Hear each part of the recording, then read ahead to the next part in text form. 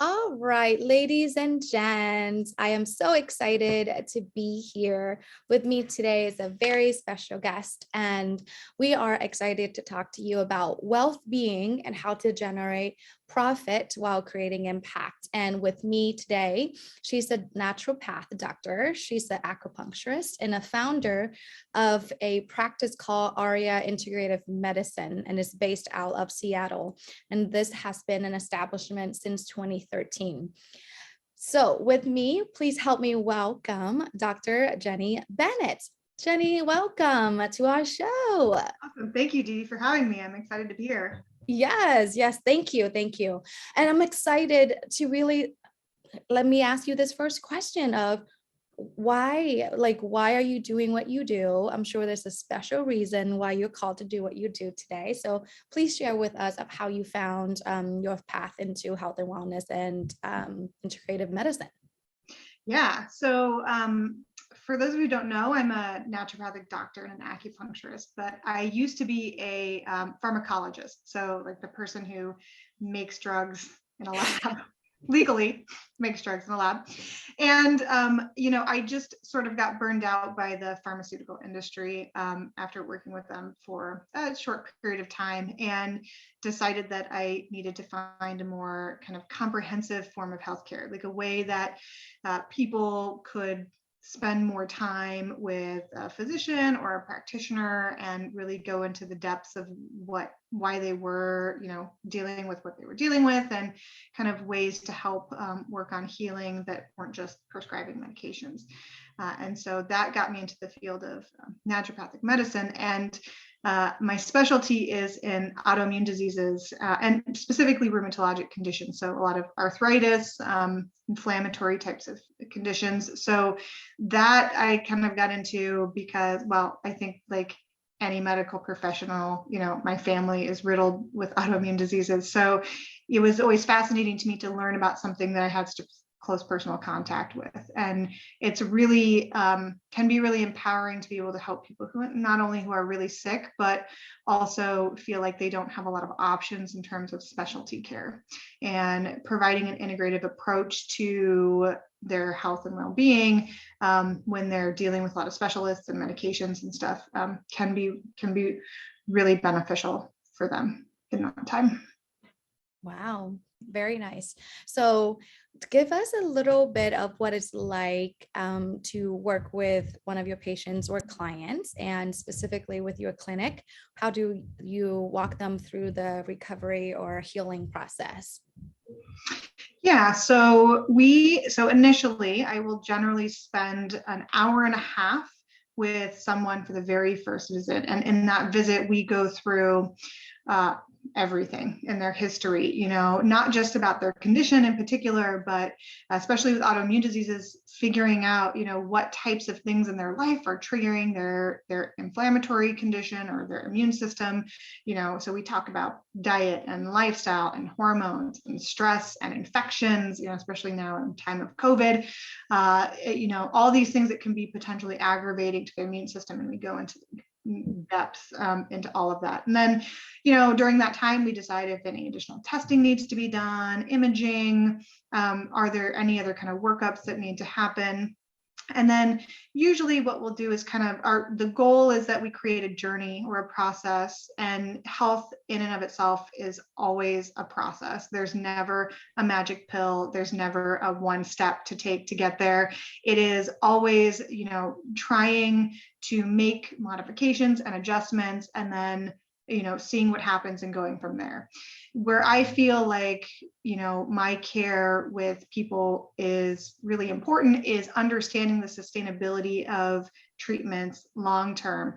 And this is really applicable to to myself and to the people around me, but understanding how and why people can do things or not do things is really important to creating a sustainable, long-term, effective treatment. Not everyone can make big changes in their diet. Not everybody can take 2,000 supplements, afford to, or even want to swallow that many capsules or pills, right?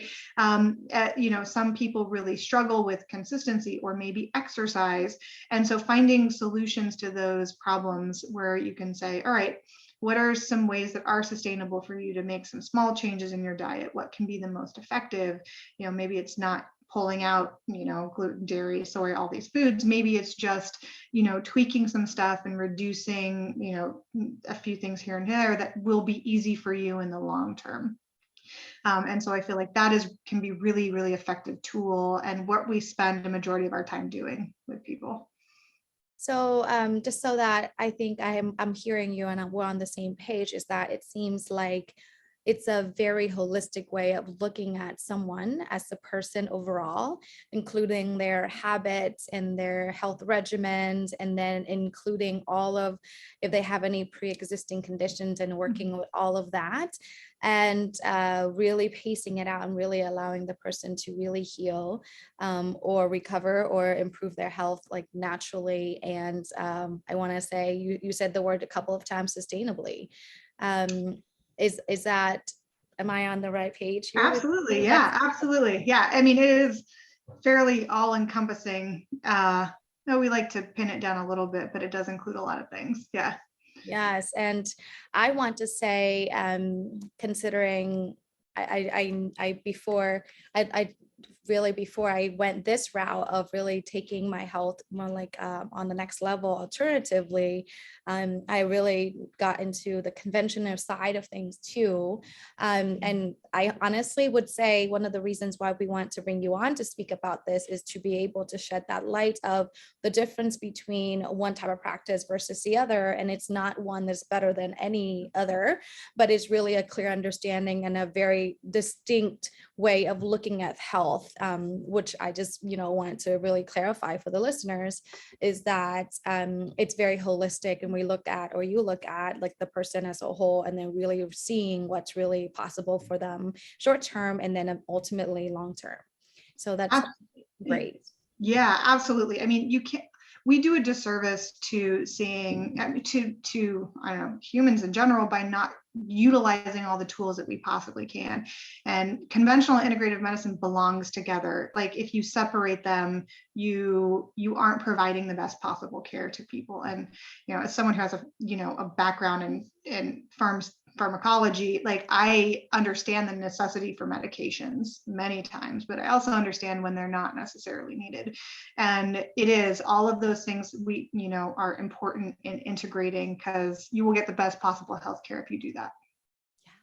So Jenny, share with us what is one of the biggest challenges that you come across working with your clients? Because I can only see, right, because you're dealing with the person as a whole, so it's not like the one thing. Like, it's so easy to tell someone, take this medicine at 2 p.m. every single day, right? Like, that's so much easier, right, than trying to tell them, okay, what is it you like to do to move your body, or how do you like to exercise, and all of the things. So share with us what's the most challenging, not to really like preface that, Yeah, no, it's interesting. Honestly, I would say that the most challenging thing in the type of work that I do is not necessarily working with others. It's working with other providers that are working with them. That can be probably one of the most challenging things. But I think that I work with conditions that are very, very complicated. And when you do autoimmune diseases, you'll often see patterns across many different specialties. So I will have people that come in with an endocrinologist on board, a rheumatologist, a primary care provider, and maybe a gastroenterologist. And getting all the specialties to work across the board with each other can be really, really challenging sometimes. But also just trying to understand how all those systems connect together is really complicated. In the field of rheumatology, so arthritises and different types of like inflammatory musculoskeletal conditions, those can be really challenging because many of those types of conditions don't have specific diagnoses.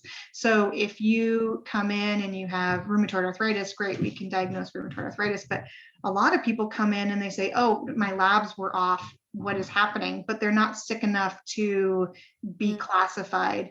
And that can be really frustrating or discouraging for people because they know that something is off or wrong, but they don't have anything tangible to tag to it. And that can be really, really challenging aspect as well. Hmm. Awesome. So would you, and I know you'll have your own practice, so we'll switch gears a little bit, considering that we already know that what you do is creating a big difference and impact in the world. We know that, but it's also amazing that you have your own practice. So you have to also put on a different hat, right? With building a Mhm. practice and running a business.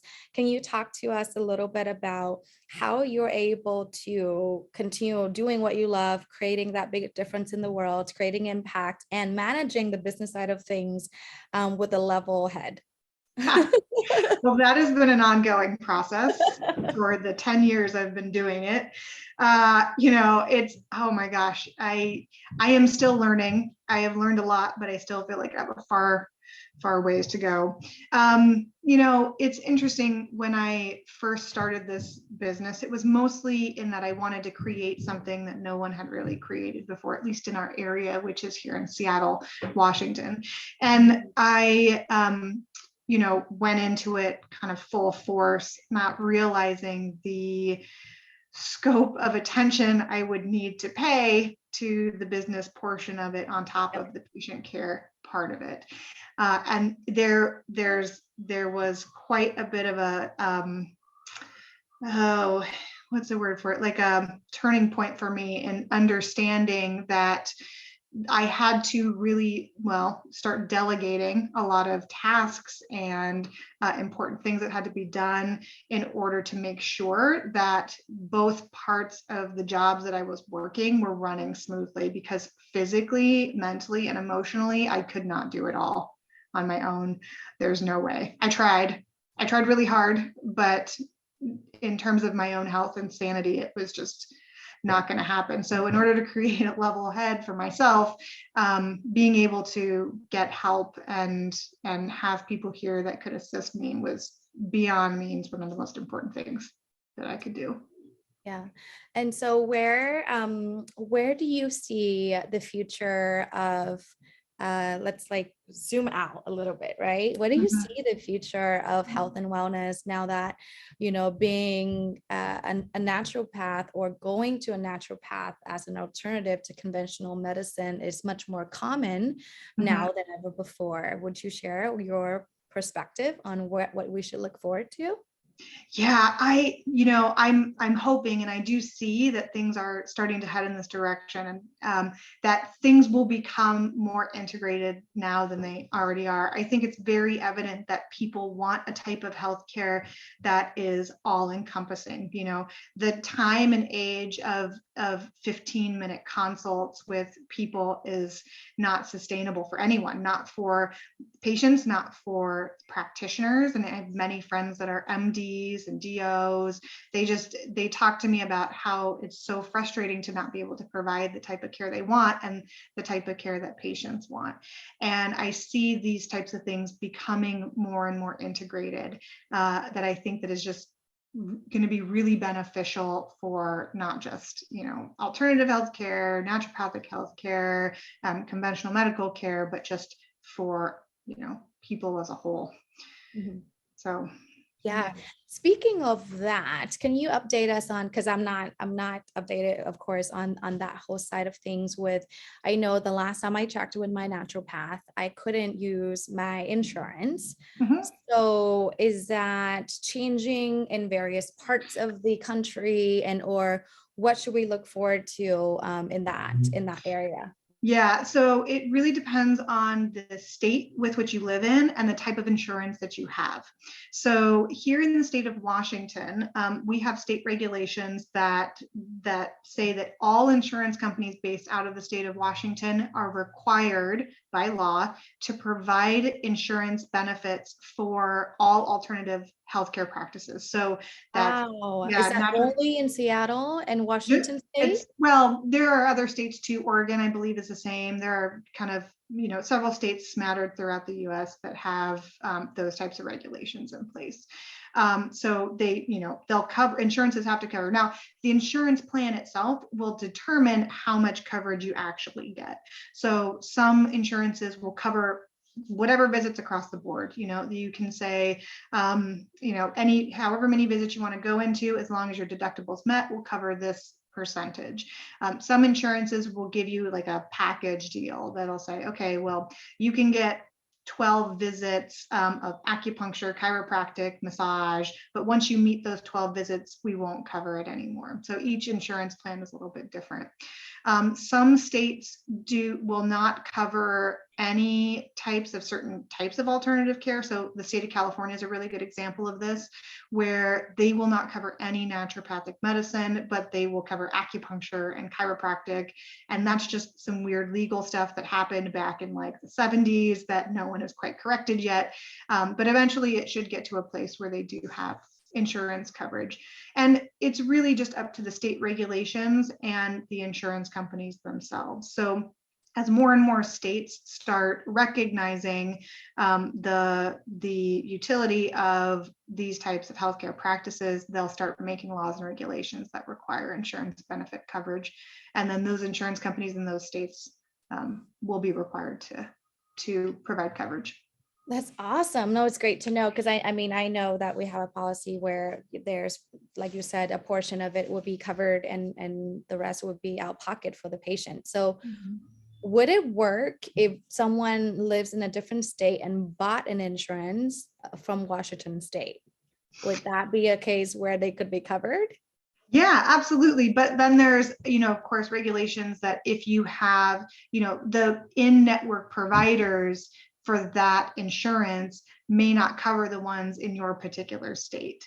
So that's like someone who lives in, New Jersey might purchase a Washington State, insurance, but that insurance might not have in-network providers within New Jersey.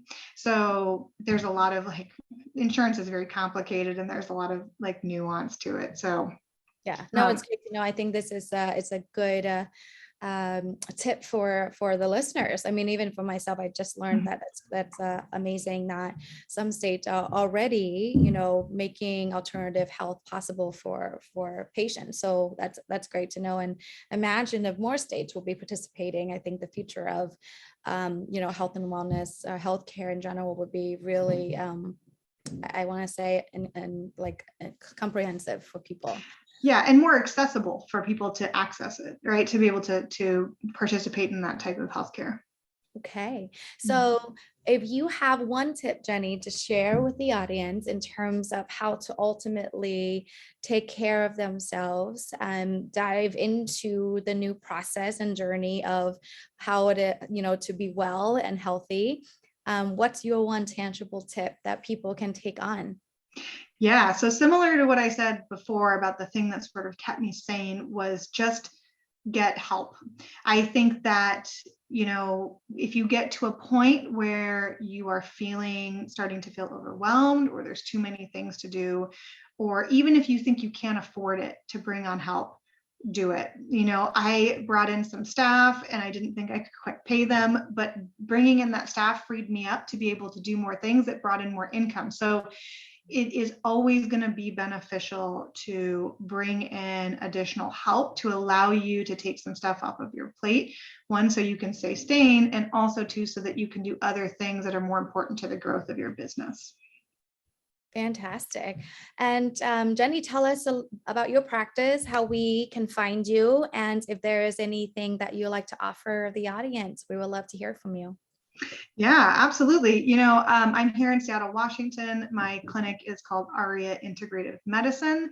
You can find us online at ariaintegrative.com. You can find us on all the social media places at Aria Integrative at Instagram, Aria Medicine on Twitter, Aria Integrative Medicine on Facebook. And those are kind of the best ways to check out what we're doing. If you're just looking for myself, I am Dr. Jenny Bennett on all of the other social media places. So that's the best way to get a hold of us. And, probably my only other parting things would be, especially for those who work in the healthcare industry, would be, ultimately, we are very good at taking care of other people, and it's very hard to take care of ourselves. And this is a challenging lesson I've had to learn as well. Take the advice that you give other people, because if you don't, your health will suffer because of it. So not just asking for help, but taking the time off, like finding things that you love doing, like giving your body a rest is always going to be a helpful idea. Great. Awesome. Yeah. All right. Thank you again so much for being a part of our show. I'm really excited to share our interview with the audience. And again, thank you for all that you do and contributing to, us all socially and collectively. We are making that big of a difference in the world. So thank you again for your time. Yeah. Thank you, Dee Dee. And thank you for putting this all together. It's pretty awesome. You guys are going to do a lot of good work. Yes. Thank you. Yeah. Thanks.